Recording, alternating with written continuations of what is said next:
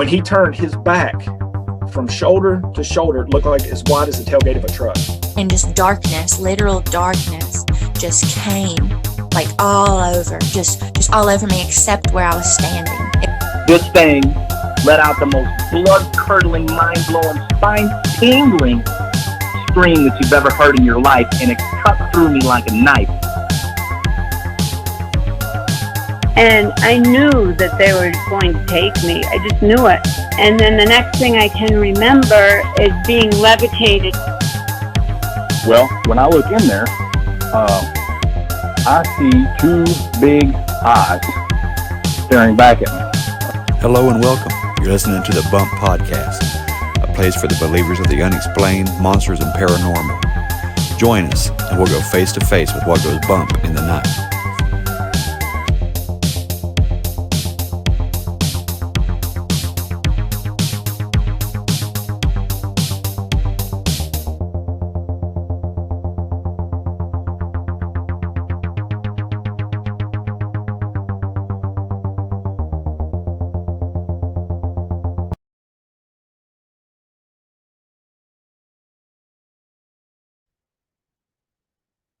Hey there, believers. I got another great episode for you today. Those of you that are watching on YouTube, yes, this is the same outfit that I had on last week because I'm recording these shows back to back. So I didn't do a wardrobe change or anything like that.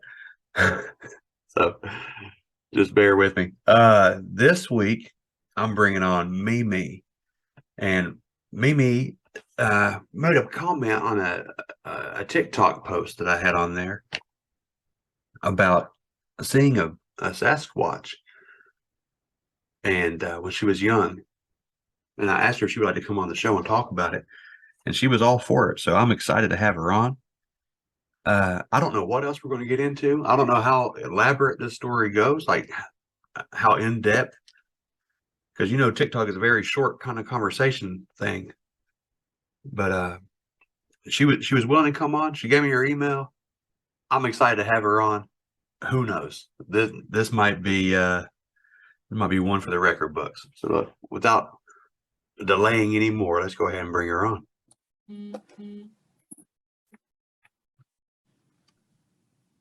Okay, hello everyone out there listening. My name is Mimi, and I'm going to give you a few of accounts that I've experienced throughout my lifetime. The first one that I'm going to talk about today on the Bump Podcast is about my what we would call Bigfoot sighting. Excuse me. So I live in the Midwest, and this happened when I was between 10 and 12 years old. I had a girlfriend from childhood spend a night, and you know, girls, we're up. We're doing girl things. We're up, and everybody's asleep in the house. My parents are asleep. My mom and dad had a big home, and they got a big home so that my grandmother could come live with us. So my grandmother was there, my cousins, we just had a house full of people. Everybody was asleep. So I had this wild idea. I always came up with the wild ideas and games for everybody that I played with. I said, since everybody's asleep. So it probably wasn't summer, but it wasn't winter because I remember it wasn't cold outside. Right. So I said, hey, let's run down to the corner and run back in our PJs. And she said, yeah, let's go. So my mom had the corner lot house. So we're starting at the corner and we're going to run down to the next corner. Still on the same street. Grew up in a nice neighborhood, kind of like I would say Cosby Kid. We just had nice neighbors and all the kids play together. So a very peaceful neighborhood. Lots of trees. We don't have any woods per se, but there are, I wouldn't even call it a forest, but between the community and the homes was like a little creek, and it did have trees and things. But where I lived, the creek was maybe 3 streets over. Excuse me, 3 streets over. So we're on the corner. We're getting ready to run down to the next corner. So we run down and we pass the corner. And so at the beginning of the corner is a tree. And then maybe a house length down is a second tree. We get to the second tree, and out of the blue, this ginormous creature jumps down from almost the top of the tree. lands in front of us. But the crazy thing is when he landed, no noise. It made no noise. Wow. And he kind of landed like how they would do like superheroes jumping in the movies, like land and then stand up. Yep. And he stood up and all I saw was hair and teeth. I don't even know the eyes. It was just so much hair. Wow. Very hairy. Mind you, it's dark. It's probably 3 a.m. We do have street lights, but they're very spaced out. I didn't even look at my friend. I just hightailed it. I turned and I was gone and got to the door and she was behind me. I don't even know how we went to sleep that night. We did not tell any of the adults. We didn't tell any of the adults. But later, as an adult, totally forgot about the story or the event that happened. Later, when my friend was having a baby, her sister called me. She said, hey, she's having a baby. And I said, oh, okay. She's like, but I have to ask you something. While we were in here waiting, she told us y'all saw Bigfoot. I said, I forgot all about that. We sure did. I said, we sure did. And that way I knew I wasn't crazy because it was somebody with me that had the same story. I said, we sure did. And I thought about it and I said, I don't know many people's stories about seeing this creature we call Bigfoot, but from my recollection, he was very harmless. He was not trying to harm us because definitely he could. We were only 10-year-olds. He could have caught us really fast. I'm definitely not a track runner. I'm so slow. He could have caught me. But I was just thinking, like, I know people are looking for him, but or that type of creature they're looking for.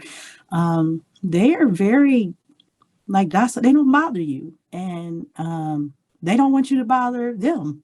Right. And he definitely could have done something. He didn't even chase after us. He didn't breathe hard. He didn't do anything. I'm just thinking maybe he's like, yeah, you two need to get back in the house.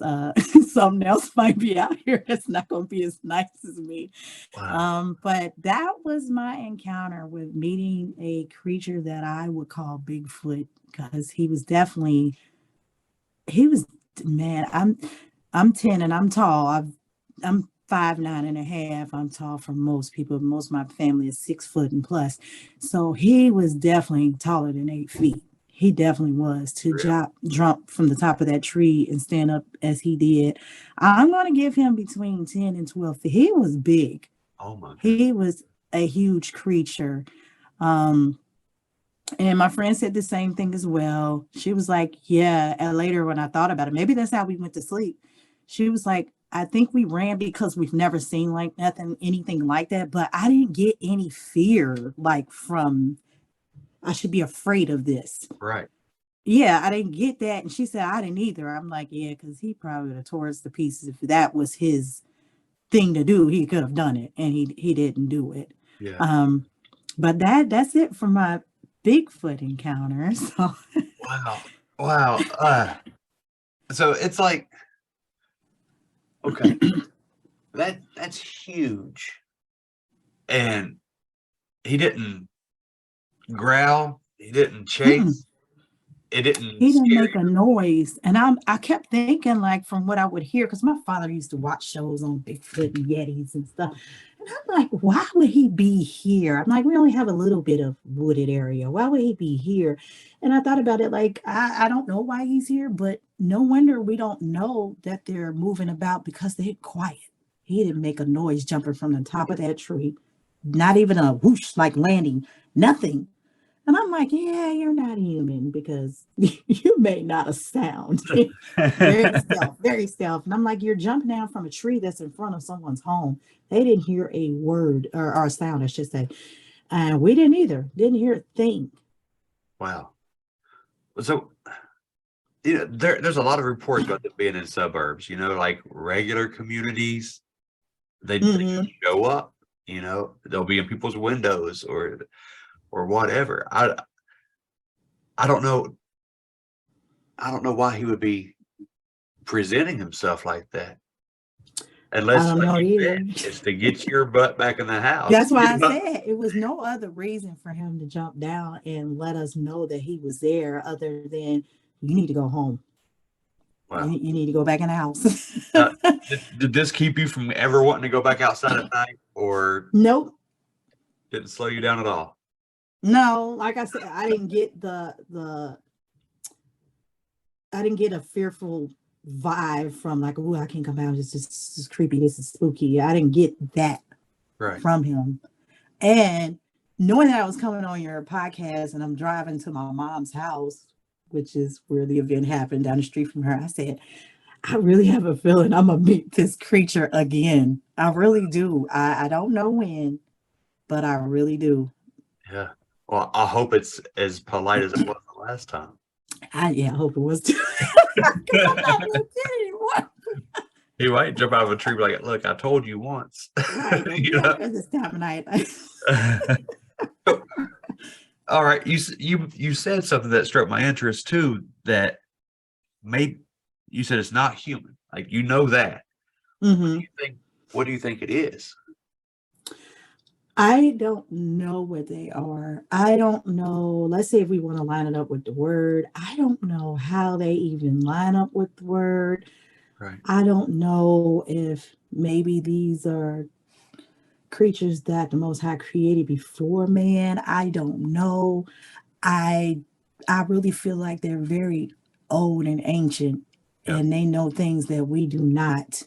Yeah. And they definitely have some kind of power, like a skill, because there's no way you jump. We have older trees. There's no way you jump from the top of that tree not making a sound. Right. No way. It seems like they have abilities. Right. I don't know how much research you've done into the topic of Bigfoot. Like, I don't know I how, haven't. because people get into this topic. I'll just let you know. And I'll have reports of people, and it might sound far-fetched to you, but that's what this show does. We talk about some fringe topics. Right. There's people that come on the show and they'll talk to me about receiving messages from the Sasquatch creatures. Even I bet you've heard of Survivor Man, Les Stroud. He's on all the Discovery Channel shows and all that stuff. I've probably come across him. He had reports about when he was out there doing his show, like Survivor Man. He'd be out there camping, and he received like a telepathic communication from what he thought was a Bigfoot creature. Now, for them to have that kind of ability, that's beyond a human capability, typical Right. human capability. He didn't speak, but I'm not going to say that wasn't telepathic for us to know. I'm not going to hurt you. Right. I didn't feel like words being spoken telepathically, but I knew like he's not going to hurt us. Right. But you are something I've never seen before. So just in case I'm going to run home. Yeah, I believe at my age, I'd still try to run. Right. Right. Oh man. All right. I appreciate you sharing that with me. That's a good encounter. That's one of the better encounters, actually. Isn't it? Now I don't have to listen. Like, what other encounters are out there? They get pretty scary sometimes. Oh wow. Yeah, but other people feel like they've developed relationships with them. They have wooded areas where they know that Bigfoot lives, and they'll take stuff out there, leave it, and it seems to have developed an exchange with them. Like they'll leave, let's say, a candy bar out in the woods, and they'll go back the next day, and wherever they left that candy bar, there will be a feather or a deer bone or something like that in its place, like it's exchange. Okay. People really develop what they feel like a relationship. So it gets pretty wild. You'll be surprised at some of the stuff that comes up. Oh, okay. Yeah, I'll have to research them now. Oh yeah, yeah, for sure. Because especially when you say it's not human. There are so many things, like people find the tracks. I'm sure you've heard about people finding Bigfoot tracks out there in the woods or whatever. Well, there'll be a big clearing, and these tracks go out there, and then they just stop. Stop. In the middle of a clearing. Like, where did they go? Right. Did they fade into some other dimension? Did they? They probably can teleport. Who knows? You know what I mean? Who knows? They probably could teleport. Because the way he came out that tree, it just seemed like you appeared from the top of the tree and jumped down. Yeah. Yeah, it's pretty wild. because it wasn't, how can I put it? It wasn't cold outside, but you could see the tree, like all the leaves weren't there. So I don't know if it was like getting ready to be late fall, Okay. but it wasn't a lot of leaves in the tree. So coming out the house, I could see the top of the tree. It wasn't there. So I didn't Really? know where the thing came from. Wow. No, it wasn't there. So yeah, that opens up a whole new thing, don't it? It's like, yeah, I don't know. I don't know how it happens. I don't know how they get where they're at, but they seem to show up, and it doesn't matter if it's a populated area or the middle of nowhere woods. People see them, and they see them everywhere, and that just adds to the mystery. But I love the mystery. Yeah.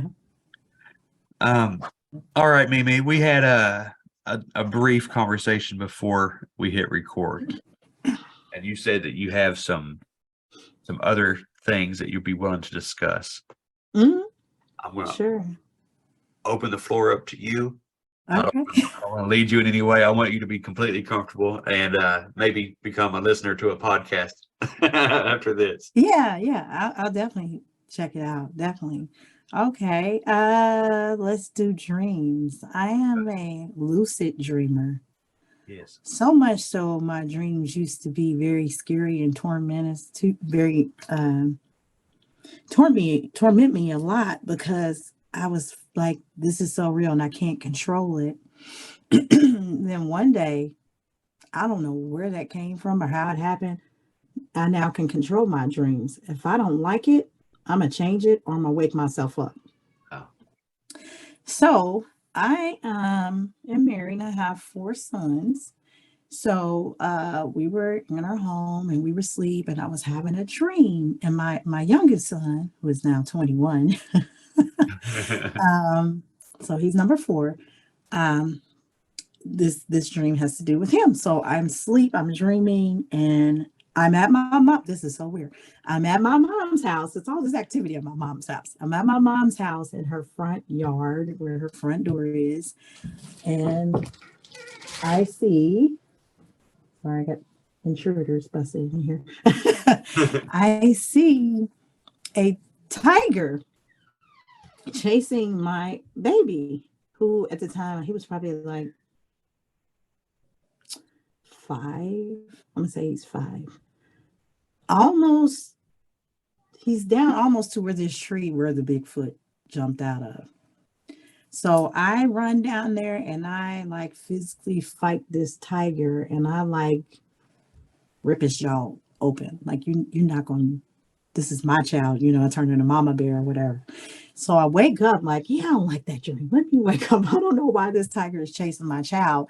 And I'm the kind of person, if I have a dream about anybody or anybody that I know, I'll call them or I'll go check on them. Yep. So I got up, his bedroom's across from me and my husband. So I went to his room and I said, Jaden, are you okay? He said, yeah, Mom. I just had a bad dream though. This tiger was trying to get me and you came in and killed it. We had the exact same dream. I was in his dream. He was in mine. I don't know how that happened. Still to this day, him being 21, he said, yes, I remember that, Mom. You were in my dream. I have never heard of that happening to anyone that I've ever spoke to. That's the only time I've ever had a dream where I was in someone else's or they were in mine. It's only happened that one time. And that just freaked me out. And I told my husband, he's like, you're just a total nut. It's like, I don't know where you get all this weird stuff from. But you see, I have witnesses though. So my child remembers his dream. That's incredible. That's a bond is what that's from. That has to be some kind of strong bond you have with your son. It has to be. I like I said, I have 4, and he's the only one that's ever happened with. That's the only one it's ever happened with. But I'm a praying mom, so I pray and I pray over my children, and I cover them, even though they're grown. I still cover them. Same child. He and his brothers went to a little mini concert here. It was one of their friends. They do music or whatever. And they went and they took pictures. So I check them out on their Instagrams. I still check on my kid. What are you doing? Oh You yeah. know, get out of there. You shouldn't be there. You know, I'm still mothering, even though they're all grown. And my son, he's brown skin, but he was really, really dark in this picture. And I said, that's not sitting right with me. And I started praying and I started rebuking death off of him. I said, that something's not right. I'm not feeling this. And I prayed and then I felt peace in the spirit. I let it go. The next day, I speak to my number 2 son. And he said, Mom, we all went out to see our friend do his little show. And when we were leaving, this guy almost hit us in the parking lot. We were like, hey, man, watch where you're going. And he said the guy backed up and stuck a gun out the window at my baby that I had prayed for. And I said, oh, thank you, Father, that you kept him, because if I wasn't obedient and didn't pray, who knows where we would be, you know, right now. So I pay attention to my dreams. I pay attention to the feelings that I pick up in the spirit. Absolutely. Because whether people believe it or not, we dwell in 2 realms, the seen and the unseen. Yeah. And they're both just as real and just as powerful. So you need to learn how to operate both. Absolutely. Yeah. But I discussed something similar a few weeks ago. Every once in a while, I'll do a Sunday episode where I talk. It gets a little preachier, you know, like well, I talk about weird stuff on Wednesdays, but on Sundays sometimes I get in the Bible a little bit. But yeah, Mhm. it's like what you're talking about. 1, obedience, and 2, praying. I don't know about you and your family, but for me, like I've lost all my grandparents. Like they're all gone, and they were very faithful people. And it's like the world's getting worse, and we're losing that generation. And it seems to me like there's some kind of correlation between people aren't praying anymore and the Right. devil's having his way. You know, so it's kind of our job. You know, we're the grandparents now. You know, Right. I am a grandparent now. we And I think we have to goodness that I was born in that older generation, that I got that instilled in me and passed down, that you have to pray. Yes, yes, because you know the Bible says that the devil is the god of this world, lowercase g, you know, Right. little g, but this is his realm. This is his playground, and if we're Right. not praying, then he can do what he wants. Right. So I'm glad you did. I'm glad you protected your baby. Right. I'm glad I did too. I'm glad I did too. But yeah, so I really pride. I don't want to be prideful, but I really am excited that I can control my dreams, because, like I said, they did used to torment me. Like I would have the worst dreams, and I'm like, I can't wake up. I can't get out of this. And it just flipped one day. Like, yeah, I'm like, let's wake up. I don't like that. Let's change the whole scenery. Or I can wake up, go do something that's like, heck, I want to see the rest of that dream, and I can go back and pick it up right where I left it. I can restart the dream. Yeah. That's a gift. That's happened to me twice in my life, and I didn't do it by choice. Like that. Oh yeah, no, I can do it. I can do it. Wow. I wish I had that. I wish I could do that. You're so blessed with that. Yeah, but lately I will say, and I had to pray about it. I was like, don't take my gift away. But I'll get up like, I can't remember my dream. I'll be so upset, because I know I see and I get told a lot of secret stuff in my dreams. Yeah. And I'm like, I can't remember my dream. Holy Spirit, bring it back to me, because I need to know what's going on. Right. I need to know what's going on. Ooh, I'll tell you a good one. I just had. It was me, my husband, my mom, my son, my number 3 son, and my grandson, all in a car. And I guess you would call them like fire hell was coming down. Oh wow. Hell balls of fire. Yeah. And I said, Abba. And my phone started ringing, and I could see it was my other kids, because they weren't with us. And he said, don't answer it. They're okay. He said, just close your eyes and trust me. And I woke up. Wow. I'm like, wait a minute. It's about to start raining. Hailstones of fire. So that one kind of freaked me out. Like, wait a minute. But I'm gonna trust you anyway. But wait a minute, you know. But yeah, I just had that maybe a month ago. Maybe there's a storm coming, but just have faith. Man. It'll be all right. Yes. Yes. I said, yeah, I'm gonna trust you because I was highly upset all my family wasn't with me. He said, they're okay. I got you. Another good dream. I got a lot of them. I got a lot of them. Like I said, I am a dreamer. I'm a little Joseph. That's good. Yeah, I just spoke to someone yesterday from the time we were recording this. This show will air in a few weeks. Mhm. But chronologically, yesterday I spoke to a guy who has lucid dreams too. It's very rare. It's very rare that I talk to anyone that has control over their dreams. But it's 2 in 2 days. That's pretty cool. Yeah, I think Abba let me be able to do that because I was getting hurt in my dreams and I wake up like, heck, my side hurts. Wherever I got hurt will literally hurt when I woke up. Like, Really?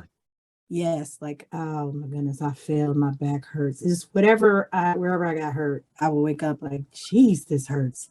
In no way in my sleep was I hurting my back like that. Like Right. I really did fall and hurt my back. So I'm thankful for that. Yeah. I'm like, yeah, I'm not getting beat up in these dreams anymore. Yeah, so I have the dream. So let's see. You said we can talk about anything. Let's see. What was the other thing I wanted to share? I did the dreams, I did the Bigfoot. Lots of demonic encounters. I just so many of them though. I've only seen one that wasn't like a shadow.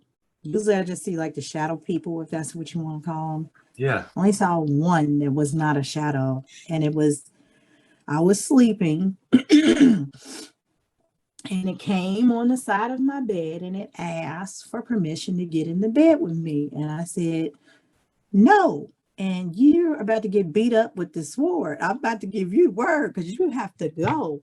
Right. So, but it looked like, I don't know if everybody's seen the movie Men in Black, the first one. When the alien woman is in the back seat of the car having the baby and the baby comes out looking like this little white squid thing. Yes. Its eyes were like that. It had the tentacle things, like the hair like that. And the color was white and it had like scales on it. But it wasn't cutesy like that thing. But it reminded me of that. And so I got beat up. My spearmint is strong, especially in sleep. They got beat up good. It left out of my room, but it ran to the basement. And my son, Mama, something's down here. So me and my girlfriend went down there and blessed my house and got it out. So it was gone. But how it got there, one of my other girlfriends, so her husband and my husband are cousins. Right. They met for lunch. Her husband had picked up a laptop she got repaired. So it must have been on that laptop because it went to her house and it went to my house. Soon as I opened my eyes, she called me. She said, "Are you okay?" I said, "Yeah, but I was just fighting this demon all night." She said, "I was too. What did it look like? Was it white?" She explained the same thing No way. I did. And I said, "Yes." She was like, "It must have been on that laptop." That's the only thing I could think because her husband picked up the laptop, had it with him when he met my husband for lunch. And so it came home with him. I said, that's just weird and crazy, but hey, it happens and it happened for sure. But that's the only one that I saw that actually looked like something and not just a shadow form. So you see shadow people too? Mm.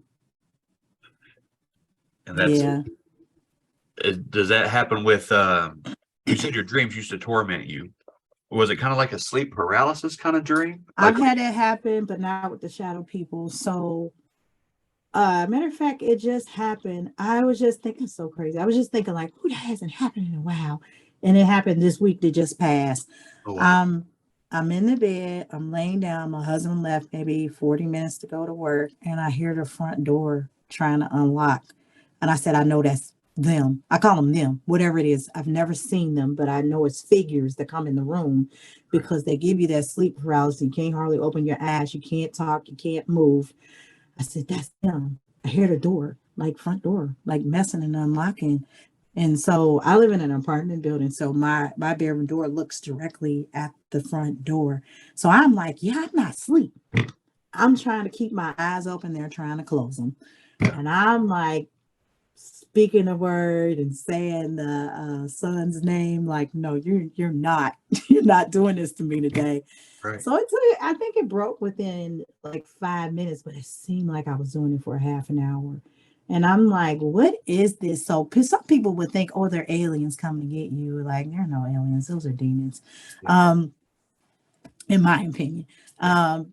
Because I just don't see aliens stopping in the name of, if you say Christ's name, I just don't see aliens stopping for that. But it does break when you use his name. So they left and I said, I knew it. I just thought about it. Like I hadn't had one of those happen to me in a while. But yeah, it happened. I want to say maybe it was this week. It might have been Monday. I'm not sure, but it was really close. It just happened. Yeah, it just happened. And I'm like, not today. I'm not doing this week. Not what you want, but you're not getting it from me. Yeah. So, but I've never seen them because they like close your eyes, close your mouth, and won't let you move. Mm-hmm. But I know it's more than one that's coming in the room. You can hear them. Yeah. That's one thing they can't do. They don't stop your hearing. You can hear them. But the shadow people, I would just see them places. Like one time we went to, after church, when I wasn't in church, we went to a buffet. And I was like, I don't think I want to eat here. Do y'all not see these shadow beings? They were like under the table, right next to people's feet and legs, like just listening to people's conversations. And I'm like, they're looking at me and I'm looking at them like, yes, I can see you. Oh, wow. Like, I can see you and I don't want to eat here. Like something's going on if it's this many in here. Yeah. Yeah, it was like 4 in there. Wow. And I'm like, I don't know what is going on, but yeah, I don't really want to stay. I don't want to eat here. Yeah, I'd have to. I don't want to eat here. Yeah, check, please. Yeah. But I did have one shadow figure due to sleep paralysis, but I wasn't even asleep. This one, I wasn't even halfway asleep. He was standing over my, I'm going to call it he, or it. It was standing over or standing in front of, looking over my firstborn son while he was in the crib. And I was so mad. I couldn't move. I couldn't talk. I couldn't do anything. And I'm like, you're not touching my child. You're not touching my child. But that is the only time that I know of a shadow figure that did cause sleep paralysis or whatever you want to call it for me. But I wasn't asleep that time. I wasn't asleep. And this happened in my mom's home. So when my husband and I first got married, we were like too young to be married. I was 20 years old. So we did start off living with my mom.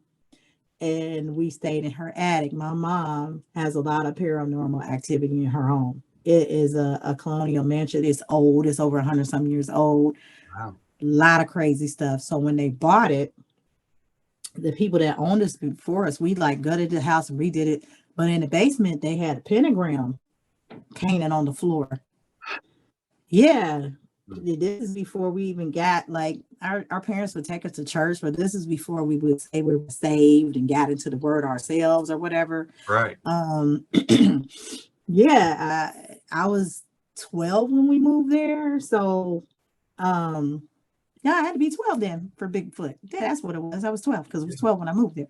All right. So, yeah, it's a lot of stuff happen in her home, stuff flying off the walls, off the fireplace mantle.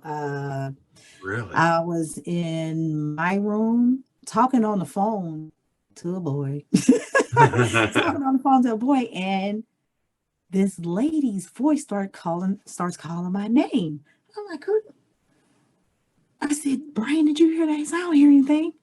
I'm like, I don't think I'm tripping. Okay. Then a man's voice started calling my name with her voice. I said, time to leave. Yeah. Time to get up out the room. Yeah. And so my sister, who had just got saved and getting into the word, she called her friend's mother, who was a pastor, and said, "This is happening to my sister. What's going on?" And then she said, "Is your sister schizophrenic?" She said, "No." Like, no, I'm actually very sane. I said, "No." She's like, "Well, that must be devils then or something." I was like, "Yeah, no." So my sister and I had to pray and bless up that room for me to go back in there. Yeah. But when I was in that room, I probably was 14 at this time, really sick. Like, I knew I was going to die. I'm in the bed. My mom's in a room. My sister's in a room with me. Nobody knows what's wrong with me, but it's like my back is swollen up. I can't get out the bed. I can't hardly talk. I can't do anything. And I just feel misery and pain all over. So my sister comes and she starts praying over me, and the phone rings. And she answers it, and I can hear the voice through the phone. It's a man, and he said, "You better stop doing that now." And she's like, "What are you talking about?" He said, "You know what I'm talking about. Stop it now." So she hung up, and she continued to pray for me, and it kept ringing. She said, "I'm not answering that phone." So my mom said, "Come on, let's go to the hospital." And I went. Turned out I had like a severe case of strep throat, and my throat didn't even hurt. I didn't even know I had strep, and they were like, "I'm glad you brought her in, because this is like terrible. I've not seen one this bad in my whole time of being a doctor." I'm like, I just knew I was going to die. Wow. I just knew I was going to die. But as we got more in the word and learning, we could tell that is demonic forces working through people. Had that man call our number, don't even know us from Adam, and threaten my sister to stop praying over me. Yeah. So I know whatever gift that the Most High gave me, the enemy's not very happy about it. Right. Therefore, I do experience attacks and things like that. But thank goodness that he awakened me, and I came to know him, and him know me, and I know his word, because I don't know where I would be without it. I really don't. Right. I don't know. And of course, none of this stuff happens to my husband, just me. Just me. He's like, "Yeah, I have a weird wife." Okay. Just me. Yeah, but that's well, I'm probably add some more. I think that's it's just so many, I don't know. Yeah. Yeah, but that's such a blessing. And for you to be able to see the manifestations of these entities, like when these shadow figures are there, that is, again, it may be scary, but you know, if you're saved, if you're born again or whatever, it's way less scary. You know what I mean? Like you don't have to worry about your battle. You already won. Right. Right. But still, to see them, to me, that it's a gift, to be allowed to see into that realm, and like you said, the unseen realm, to be able to see that. Right. That's kind of like the upper hand. That you don't have to question, why is this guy acting like a jerk? He's being whispered to. You can see it. Oh yeah. I know when I'm speaking to people, when I'm speaking to spirits, and I'm like, "Oh, I know what spirit you are." A lot of narcissists running around here, boy, and Jezebel. Jeez, I'm like, you hit the it's nail a on tough the ones to head. fight. I'm dealing with the narcissist spirit. Oh my goodness, that spirit, if you're not in the word, that spirit will have you thinking you're the crazy one, you're the wrong one. Yes. No. Yes. That's a major battle in my life right now. So Yeah. I know what you mean. They're everywhere. I said, "Ooh, this one's running rampant. It's like a plague." They're everywhere. Yeah, that's why we have to pray. We have to stay prayed up, keep that armor on. I heard you say the sword. You know what you're talking about. Yeah. I'll give you two more. I don't want to talk everybody's head off. I'll give you two more. This one is encounters with the Most. That's what I call them. I don't call them God. I call them the Most High. Encounters with Him. Oh, wow. Our Father is very loving, and our Father, as the word says, he only wants good for you, to see you to your expecting end. Yes. So at times I could be like Moses and give him a little lip and question him, but he's very patient and loving. I know he might seem like some people like he's a tyrant. You see what he did to Israel? I'm like, but did you see what Israel did to him? Exactly. Like, come on, read it. Like, Yeah. how many times you gonna mess up? Like, Yeah. he is very patient to an extent, just because we know grace does have a limit. You're not gonna have it forever. You can't think you're gonna keep doing stuff and he's just gonna be okay with it because he loves you. If you're a parent, you're gonna correct your child, same way he does with us. Same way he does with us. But he's very loving. So, two health things that happen. I'll start with my third son being born. Now, his name is Mayan. This is a name I made up. I put two things together, My and then Ian or Ian, but I pronounce it Ian. Ian means God is gracious. So it's my God is gracious. I picked this name for him before he was even born. Excuse me. The pregnancy with him, with all my kids, was horrible. I wouldn't recommend it. No, I'm just like, it was horrible, but I kept having to go to the hospital for false labor, Braxton Hicks or whatever. So I was in nursing school at the time, and it was like the end of the quarter, and we had a report due. So I'm up at 3 or 4 in the morning doing this paper. And of course, these pains start up again. I'm like, not going. I got to get my paper turned in tomorrow. I know they're going to send me home. I think I was 37 or 30. I was probably 38 weeks pregnant. And I'm like, I'm not going. I have to finish this paper. I'll be there all night for them to be like, okay, go home. And I didn't finish my paper. So I'm sitting there. I'm typing at the computer, burning the midnight oil. And Abba says, made me go to the hospital. I'm not going. They're going to send me home. This is me talking to him. And I'm verbally talking to him because he audibly spoke to me. And I said, I'm not going. They're going to send me home. Now I look back like, you were so stupid. I'm going to tell them they're going to send you home and he's telling you to go. I'm not going. I'm going to finish this paper. Abba told me to go for a whole hour. Just sweetly and calmly like that. I said, that's it. I'm going to go because you just keep telling me to go and I'm trying to finish this paper. And I get there and they put you on the monitor and they're like, okay. I said, am I staying? She said, you sure? I'm like, good. I'm like, good.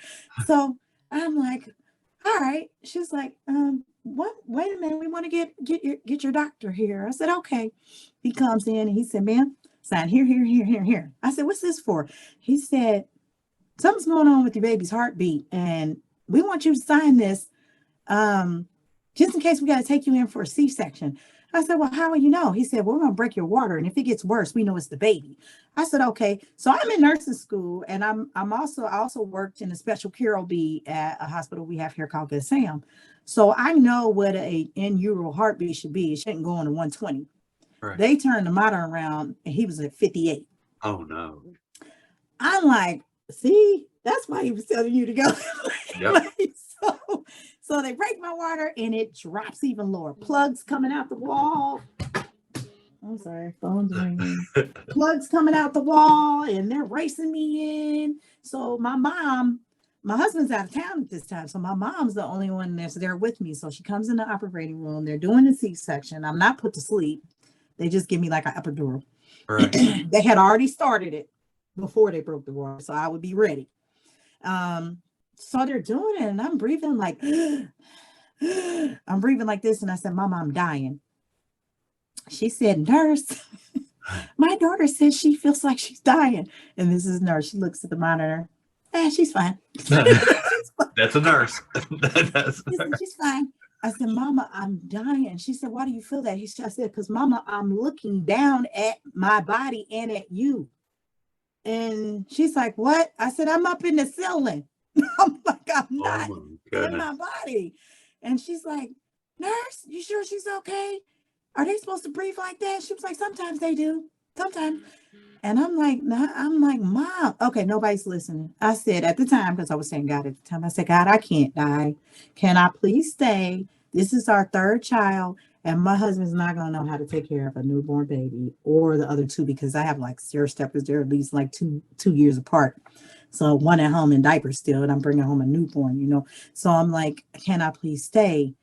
And then everything went black. I don't know what happened after that. So I wake up in my bed And I'm like, is my baby okay? She said, yeah, he's fine. He's coming in here now. She brings my baby in. And later I knew, well, this is why I was drawn to this name, which I said his name is Mayan, because my God is gracious. So if you had a child in utero with a heartbeat that low, my child by all means should have cerebral palsy. Oh no. He was not getting enough oxygen because it was a placenta abruption. He should have been dead or had cerebral palsy.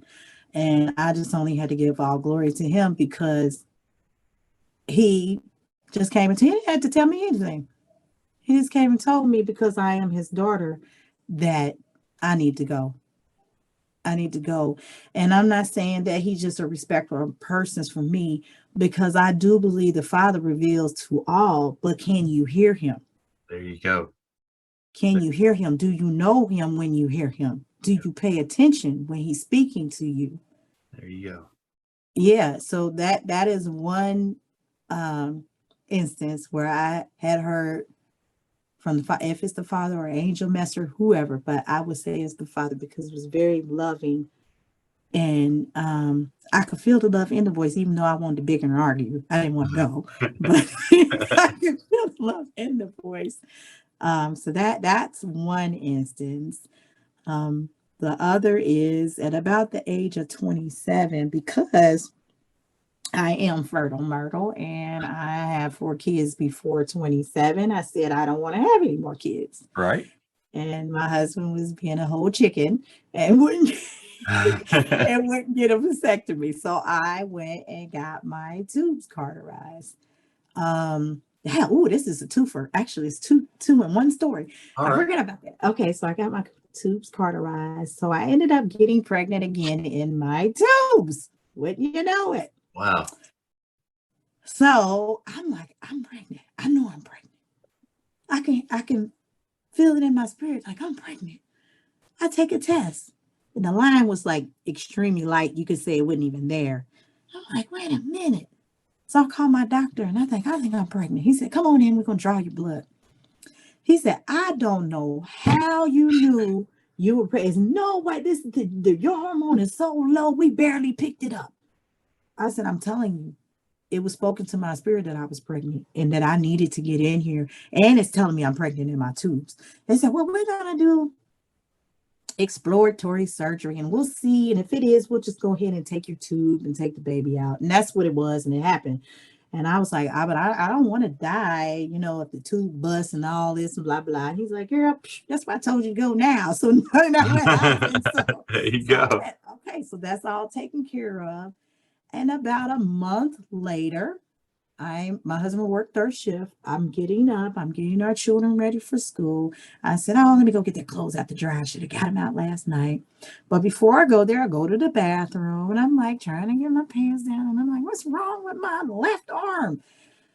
I must put it to sleep. Like it must be sleep because I wasn't feeling any pain. I didn't feel anything. All right, use the bathroom. I tell the kids to get up. And I noticed I didn't sound right. I'm like, I'm sleep talking or something. Something doesn't sound right. I'm like, I gotta wake up. I get the clothes out the basement, and I live in not a super old, but an older house where they have the metal beams down there. Yeah. The round support columns down there. So I had the basket, and I just started leaning to the side. So I grabbed the pole, like, what is going on? Now this time, look how my job always lines up with the situation. Before I was in special care B and in nursing school. Now this time my job, I'm an EEG technician. I work in neurology, the NICU, the NICU, the neurological intensive care unit. All right. So I grabbed the pole like, yes, something's not right. I called my sons, the oldest two, like, bring me the phone. They're like, Mommy, I can't understand what you're saying. Words wasn't coming out right. And I'm like, wait a minute. I had to do bring me the phone. So they bring me the phone. And so I'm calling my husband, not 911, of course not. I'm calling my husband. So I keep dialing one of my girlfriends from high school's mom's phone number because it was very similar to my husband's job number. And so if you know anything about the brain, if it's suffering trauma, it'll try to grasp the memory that it can get, the closest one. So her number was the closest to his. So I'm dialing her number, talking where she can't understand me. So I know it's probably like 5 in the morning. She thinks somebody's playing on the phone. Finally, I'm like, I get it. I'm calling the wrong number. I get my husband on the phone. He's like, "You're crying and I can't understand you. Stop crying." I said, "Click." Click. He's no help. I called my mom. She said, "You know what? You're crying. I can't understand you. We're on our way." So my dad and my sister came. I lived about 25 minutes from my parents, and my sister lived around the corner from my parents. My dad and my sister came. My sister took my kids on to school. My dad took me to the hospital. My mama met us there. They took us to the hospital I worked at, and my hospital was the best for neurology in the city. Yay. So usually when you go, it's a level 1 trauma, so they get all the trauma. So usually when you go to the emergency room, you're going to sit about 2-3 hours tops in there. But because I worked there, they took me straight back. I had just gotten this beautiful hairdo updo with all these pins. And they said, "Yeah, we're going to do a CAT scan. You got to take all that out of your hair." I'm like, "Well, I just paid for this." So they do the CAT scan and they're like, "Oh," when I got there, they said, "Take this aspirin." And I took the aspirin. They did the CAT scan. Like, "We don't see anything, but we're going to keep you MRI's booked. So we're going to keep you overnight so we can take you to outpatient MRI about 11 o'clock. I said, "Okay."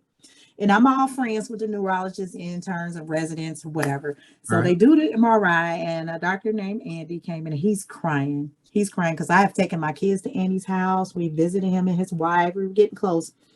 And he said, "Mimi, you had a stroke." I said, What are you talking about?" "I had a stroke. I'm 27. What do you mean I had a stroke?" He's like, "No, you had a CVA." He's like, he holding the film up. He said, "You see this line here? This is all the part of your brain that died." I said, "What are you talking about? My brain died?" I'm like, "I didn't feel any pain. I didn't feel anything. Yeah, I had a little slurred speech. Didn't sound right. And this side, the whole left side was gone. I couldn't do anything with it." Goodness. But let me backtrack. Before my dad and my sister got there, I started praying in the spirit. I do speak in tongues, so I started praying in the spirit. By the time they got there, I could talk again and I could walk. I could do everything. I didn't sound like me, but you can understand me.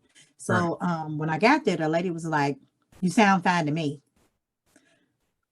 My mother looked at her like, "Lady, this is not the time. Stop, my daughter, don't play with me." So they took me back.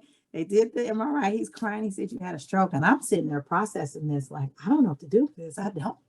So when I was released to go home, I got home and I said, "What one way can you hear from the Father?" I said, "I'm fasting. I'm doing a 3-day fast. I got to know what's going on." So I didn't drink anything. I didn't eat anything fresh out the hospital from stroke. I didn't care. Goodness. I didn't drink anything. I didn't eat anything. I didn't turn on, any TV. I didn't talk to anybody. I was in my word and I was praying on my knees, on my face, and I was praying.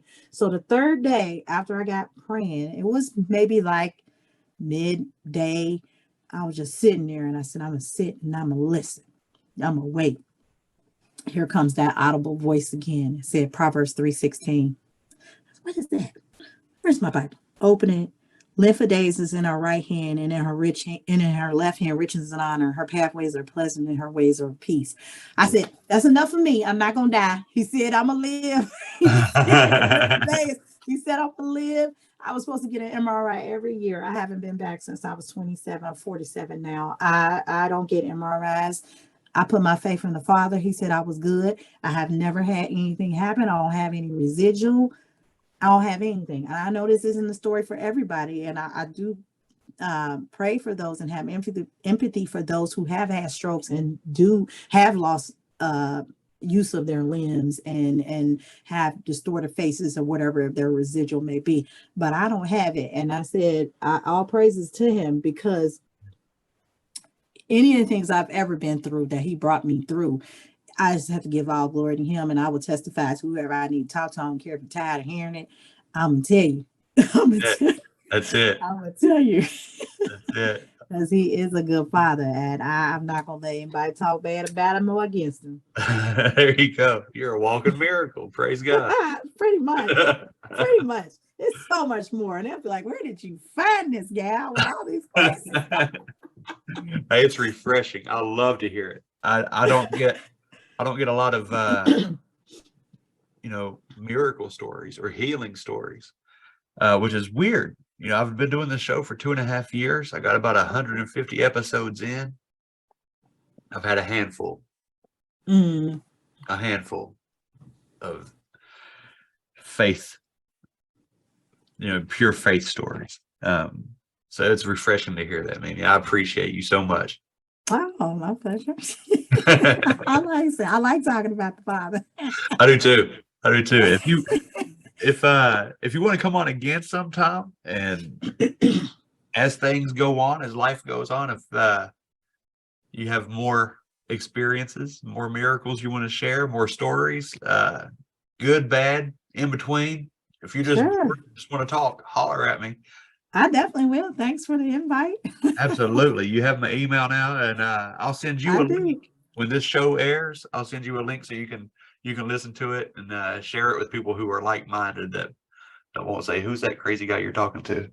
All right. Right. I have a sister friend that I met from TikTok, and we're very close. We talk every day now. She said, "Oh," I said, "I'm gonna tell them about you." I can't remember where she grew up, if it was Illinois or where. She saw them all the time, Bigfoot, on her grandfather's farm. Then he told them, "They don't bother you if you don't bother them, and just don't look at them in the ass." She said, "Oh, I used to see him all the time." I said, "Did you? Okay, so we're kindred. So I know I can talk to you about this stuff." Hey, if you get a hold of her, have her message me too. We'll get her on the show. I'll tell her. I say, "JoJo," he said, "I want to hear your story too." That's right. You're right. I'm always open. Well, it was nice to be on here. Thank you for inviting me.